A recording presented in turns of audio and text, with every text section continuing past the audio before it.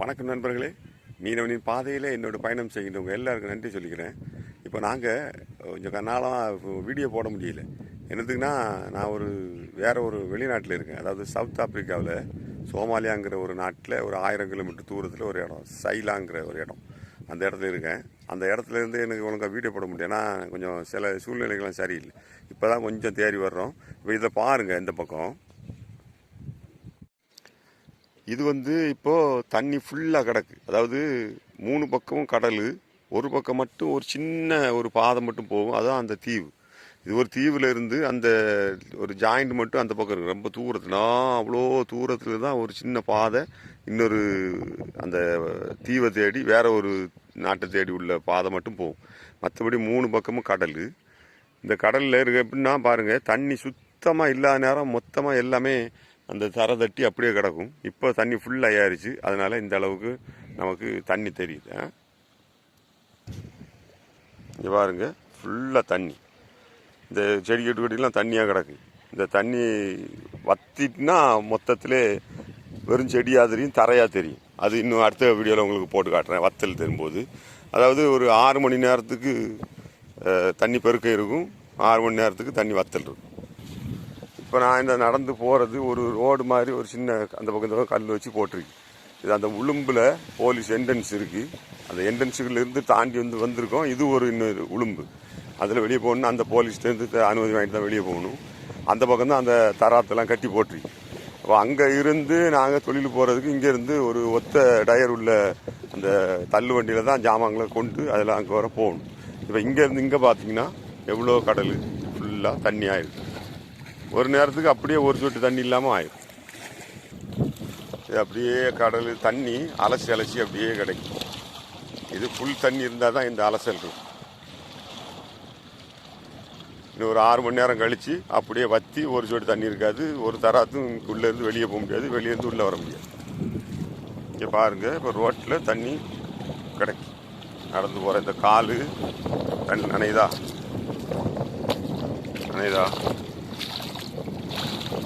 இது இப்போ தண்ணி ஃபுல்லு இவ்வளோ அழகாக கிடைக்கும் கடல். இன்னும் அடுத்தது தண்ணி வத்துறதையும் நான் உங்களுக்கு அடுத்து போட்டேன். பாருங்கள், நல்ல ஃபுல்லாக இந்த ஆழத்தில் எவ்வளோ ஆழம். இது ரோடு, இந்த ரோட்லேயே இப்படி இருக்கு.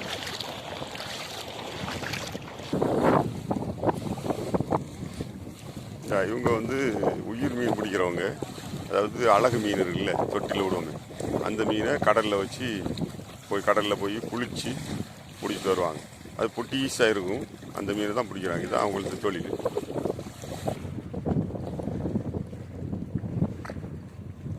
இதுதான் அவங்க அந்த மீன் பிடிக்கிறதுக்கு இப்போ கிளம்பி போயிட்டு இருக்காங்க.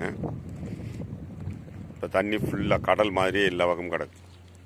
இதுதான் அந்த விளிம்பு, நாங்கள் விளிம்பில் ஆங்கர் போடுற இடம். இந்த இடம் இந்த இடம் கொஞ்சம் நேரம் கழிஞ்ச ஒரு 6 மணி நேரம் கழிஞ்ச உடனே நமக்கு தரை தெரிஞ்சிடும். அந்த அளவுக்கு இருக்கும் வத்தல் வந்தோடனே. இப்போது கடல் மாதிரி அழகாக உள்ள ஃபுல்லாக பாருங்க, எவ்வளோ தூரம் வர தனி தீவு தான் இது. இதா தூரமாக தெரியுது. அந்த தூரத்தில் தான் ஒரு சின்ன ஜாயிண்ட் இருக்குது. அதில் லாரிகளோ அல்லது காரோ இது மாதிரி தான் அது வரும். மற்றபடி வேறு எல்லா பக்கமும் ஃபுல்லாக கடல் தான். பார்த்தீங்களா, ஃபுல்லாக கடலாக தான் இருக்குது.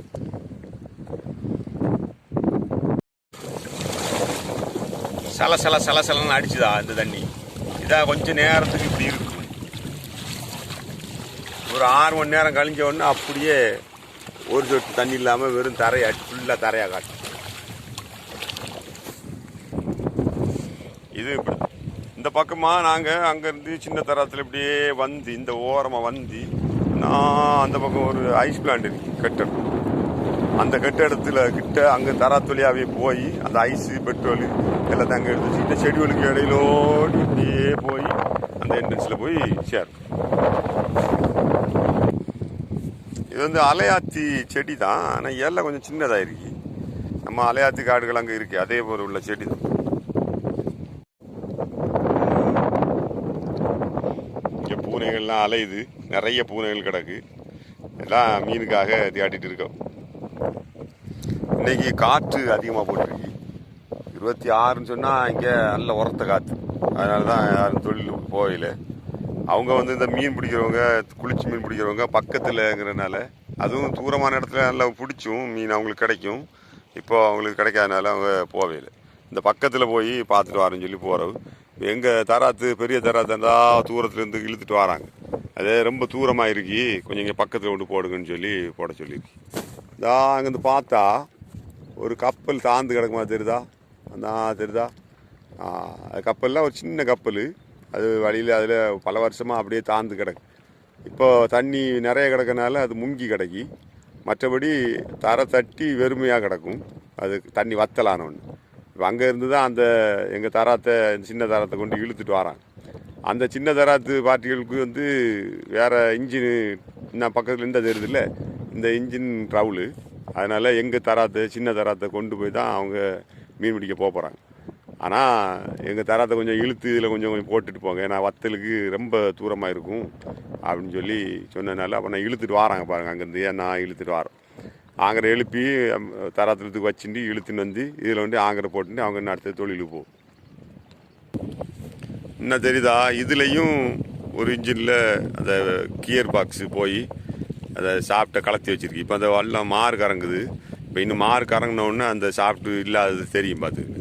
இது பக்கத்தில் கிடக்க இந்த தரத்தில் அவங்க தொடுத்துட்டே போகும். இன்ஜின் கிடையாது, ரெண்டு பக்கமும் ஊசியாயிருக்கி தொடுத்துன்னு போகும். இப்போ என்ன அந்த தராத்து இப்போ கறங்குது பாருங்கள். இன்ஜினில் பெப்ளர் இல்லாமல் இருக்கும் பாருங்க, தெரியுதா? அதை கட்டி போட்டுருவோம். இன்னும் அடுத்து போய் வேலையெல்லாம் முடிஞ்ச பிறகு வந்து திரும்ப அது வத்தலான உடனே நம்ம நடந்து போகலாம். நடந்து போய் மாட்டி வேலை பார்த்து வச்சுட்டு வந்துடலாம். 6 மணி நேரத்துக்கு வத்தலாக கிடக்கும். இழுத்துட்டு வராங்களா தராது?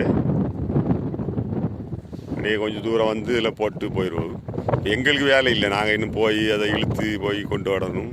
அதுக்காண்டி அவங்க தொழிலுக்கு போகிறவங்க இழுத்துட்டு வரோம். கையை ஒய்த்து காட்டினா நிறுத்துன்னு சொல்லுறது. அந்த ஆங்கரை அதில் அப்படியே தூக்கி கறக்கு போடும்.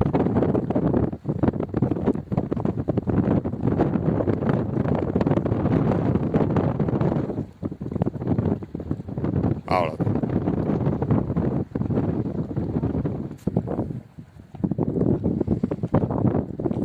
ஓகே.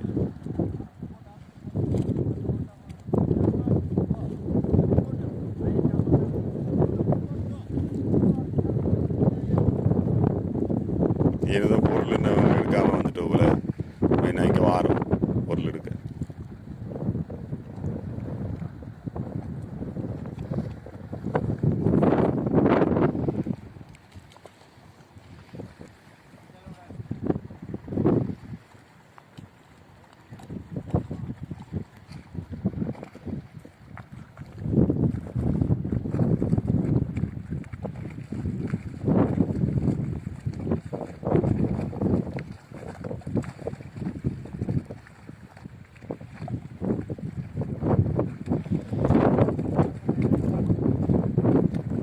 அந்த இன்ஜின்லேயும் கியர் பாக்ஸ் போய் கியர் பாக்ஸை எல்லாம் கலத்தி அமைச்சிருக்கி. இப்போ அந்த தராத்து சின்ன தராத்து போன உடனே நமக்கு அதில் உள்ள தெரியும்.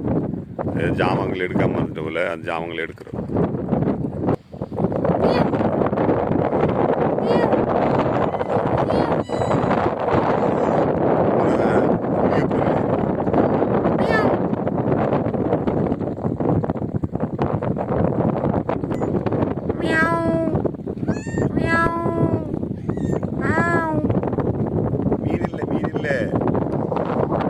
அவங்க அந்த இன்னொரு தரத்துல ஏதோ பொருள் இல்லைன்னு சொல்லி அதை எடுத்து எடுத்துட்டு அடுத்து பக்கம் தான். பக்கம் போய் அந்த மீன் பிடிச்சோம் வாளியில் 15 வச்சு அந்த பாஸ்ட் கொடுத்தா மீனுக்கு 3 நாள் 200 கிடைக்கும். 10 கிடைச்சும் இப்போ கொஞ்சம் பரவாதவங்களுக்கு தொழில். மீன் இல்லை, மீன் இல்லை.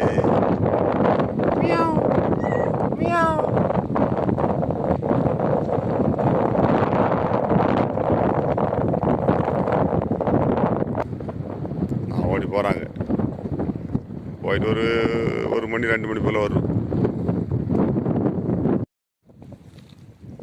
இதெல்லாம் போலீஸ் எனக்கு பின்பக்கம் பேக்ரவுண்டை பாருங்கள், அப்படியே ஃபுல்லாக வந்துக்கிட்டே இருக்கு. இதெல்லாம் போலீஸ் என்ட்ரன்ஸு. இந்த இடம் ஃபுல்லாக இருக்கு. ஆனால் தராத்துகள் இருக்குது, யாரும் தொழிலுக்கு போக மாட்டாங்க. இந்த மாதிரி இன்னும் பெரிய பெரிய வீடியோக்கள்லாம் உங்களுக்கு தருவோம். நீங்கள் பார்த்து என்ஜாய் பண்ணுங்கள். மீண்டும் சந்திக்கும் வரை உங்களிடமிருந்து விடைபெற்றுக் கொள்ளும் உங்கள் அன்பறிவிப்பாளன் ஜான்சன். நன்றி, வணக்கம்.